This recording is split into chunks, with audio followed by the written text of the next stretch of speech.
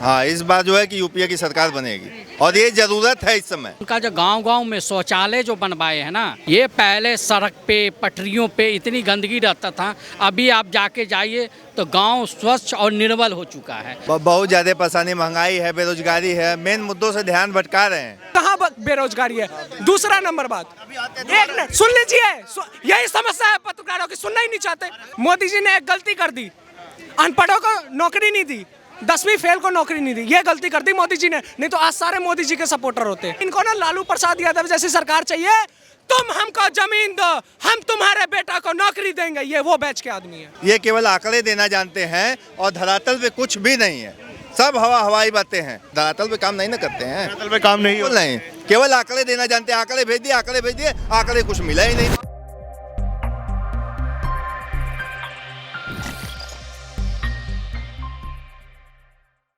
मेरा नाम अंजनी मिश्रा है। सरकार के 9 साल बेहाल या बेमिसाल? नहीं, बेहाल जी। क्यों परेशान है इतने? बहुत ज़्यादा परेशानी, महंगाई है, बेरोजगारी है, मेन मुद्दों से ध्यान भटका रहे हैं। मेन मुद्दों पर बात नहीं कर रहे हैं कि रोजगार बात करें, नौकरी बात करें, ये सब बातें नहीं करें, केवल हिंदू मुस्लिम। आंकड़ा जारी किया है 9 साल पूरे होने पर कि एमएसएमई के तहत 6.5 करोड़ युवाओं को रोजगार मिला है। ये सब केवल जो है कि कागजी बातें हैं। सर मैं देता हूं आपको। देखिए, मैं अभी 18 साल का पूरा हो चुका हूँ, ठीक है, और ये बात करें बेरोजगारी की और महंगाई की।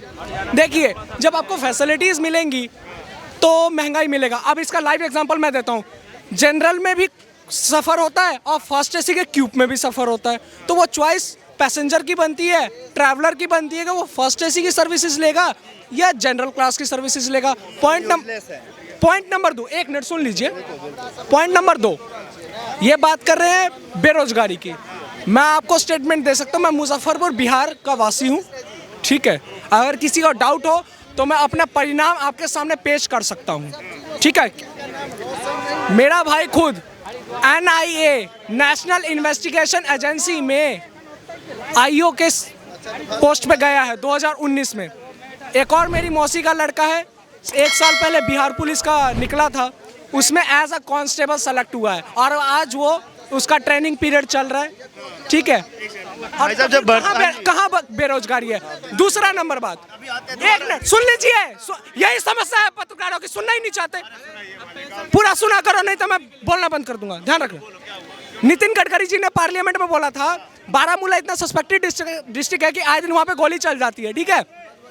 240 रुपए के रोज पे 2000 महिला को रोजगार मिला रुमाल बनाने का। अगर कोई ग्रामीण गांव में रह के कोई लेडीज 240 रुपए रोज की कमा रही है तो सब वेल एंड गुड है, वो तो समझो कि एक राजा की तरह जी रही है, क्योंकि किराया देना नहीं पड़ता, खेत से फसल निकल जाती है। 240 रुपए भाई जेब में ही तो बच रहे हैं, सेविंग ही तो है, खाना ही तो है, पेट ही तो पालना है, पेट पालने के लिए खेती हो ही जाती है, जैसे मेरे दादाजी गाँव में कर रहे हैं। तो कहाँ है बेरोजगारी, कहाँ है महंगाई? जिसके लिए होगी उसके लिए है। बेरोजगारी नहीं है, वो कह रहे हैं कि बढ़ती आबादी है, काम मिल रहा है, सरकार वैकेंसी तो निकाल ही रही है। नहीं, ऐसी बात नहीं है। और रोजगार जाके हमारे यहाँ गांव में देखिए, बनारस में देखिए और उत्तर प्रदेश में देखिए, एकदम स्थिति खराब है। ये केवल आंकड़े देना जानते हैं और धरातल पे कुछ भी नहीं है, सब हवाई बातें हैं।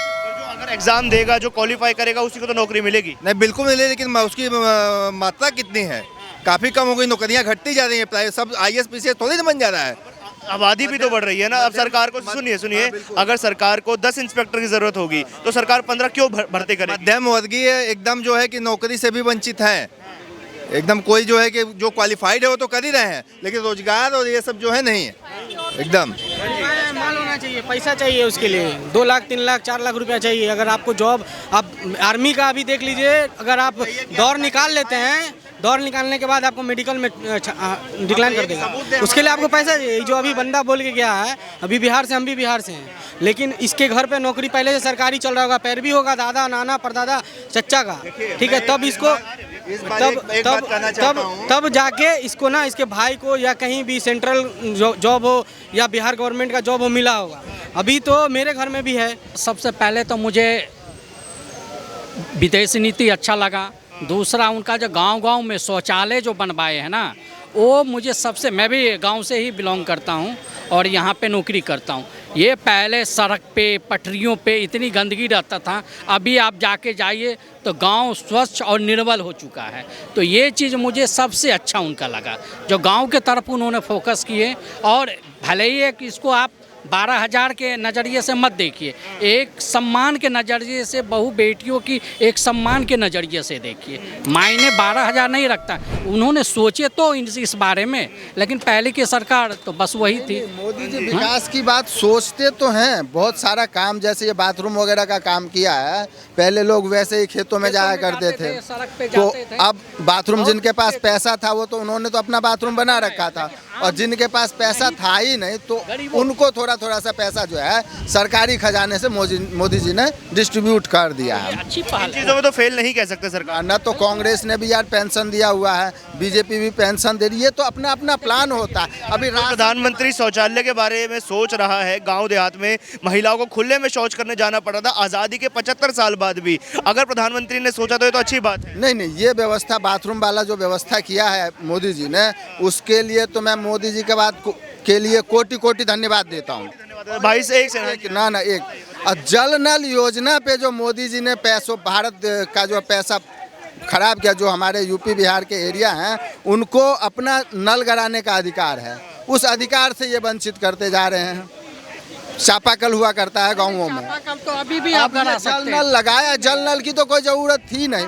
जहाँ पे ज़रूरत थी वहाँ पे लगाइए ना भाई, जहाँ पे ज़रूरत नहीं नल का लगवा दिया, पानी आता नहीं है, पानी आता है तो गंदा पानी आता। यहाँ दिल्ली में भी गंदा पानी आता है भाई साहब। क्या नाम है आपका? तृप्ति मिश्रा नाम है। सरकार के 9 साल बेहाल या बेमिसाल?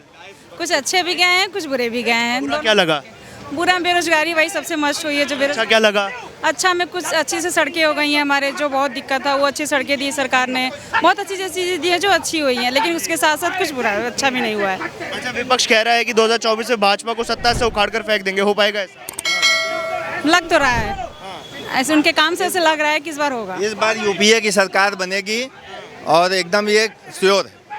हाँ, इस बार जो है कि यूपीए की सरकार बनेगी और ये जरूरत है इस समय। जब 2014 में यूपीए सरकार थी तब महंगाई का दर 8% था, अब महंगाई का दर 5.5% पर आ गया। तब तो महंगाई ज्यादा तेजी से बढ़ वाले आंकड़े अपना निकाल लेते हैं। सरकारी आंकड़ा है मालिक। सरकार भी तो वही है, 8.5 तो वही छोड़ 8 तो वही छोड़कर गई थी कांग्रेस। डाटा तो बनाने में माहिर है, लिखा पढ़ी में तेज है ना लोग। हाँ, लेकिन असल काम में तेज नहीं ना है लोग, जो है धरातल पे काम नहीं ना करते हैं। धरातल पे काम नहीं हो नहीं, केवल आंकड़े देना जानते हैं। आंकड़े भेज दिए, आंकड़े भेज दिए, आंकड़े कुछ मिला ही नहीं, केवल हम आंकड़ों में ही रह गए। तो आंकड़े देती है भाजपा। मैं बताता हूँ, मोदी जी ने एक गलती कर दी, अनपढ़ों को नौकरी नहीं दी, 10वीं फेल को नौकरी नहीं दी, ये गलती कर दी मोदी जी ने, नहीं तो आज सारे मोदी जी के सपोर्टर होते। हाँ, क्वालिफाई करेंगे तभी नौकरी मिलेगी। मैंने जो क्वालिफाई तो जिसको करना है वो कर रहा है, लेकिन सब क्वालिफाई नहीं ना कर पाएगा।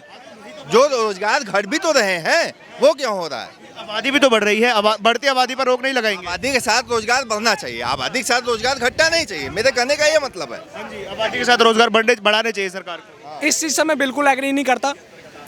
वाटर लिमिटेड है, ठीक है, और वाटर को ज़्यादा वेस्ट करोगे तो नुकसान जनता का होगा ना। भगवान तो पानी बरसाने नहीं आएंगे। तो ये उन लोगों में से इनको ना लालू प्रसाद यादव जैसी सरकार चाहिए। तुम हमको जमीन दो, हम तुम्हारे बेटा को नौकरी देंगे, ये वो बैच के आदमी है।